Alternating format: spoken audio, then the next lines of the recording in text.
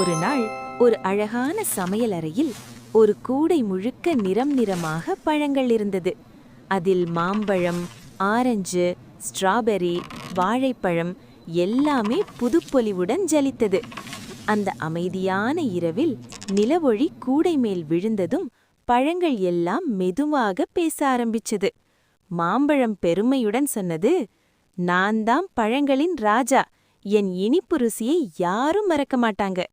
அதற்கு ஆரஞ்சு சிரித்துக்கிட்டு, "அது சரிதான், ஆனா நான் தான் சார நிறைய தர்றேன். எல்லாருக்கும் புத்துணர்ச்சி தருவது நான் தான்." ஸ்ட்ராபெர்ரி மென்மையா சொன்னது, "என் வாசனையும் அழகும் எல்லாரையும் கவரும். என் ருசிக்கு இணை யாருக்கும் இல்லை." அப்போ அதுவரை அமைதியா இருந்த வாழைப்பழம் சிரித்தபடி சொன்னது, "நாம் எல்லாரும் வேற வேற மாதிரி. ஒவ்வொருத்தருக்கும் தனிச்சிறப்பு இருக்கு. ஆனா ஒன்றாக இருந்தால்தான் இந்த கூடை இன்னும் அழகாக தெரியும்." அந்த நேரம் அங்க வந்த ஒரு சிறுமி ஒரு பழத்தை மட்டும் எடுக்கல, அனைத்து பழங்களையும் சேர்த்து எடுத்தாள். மகிழ்ச்சியுடன் சாப்பிட்டாள்.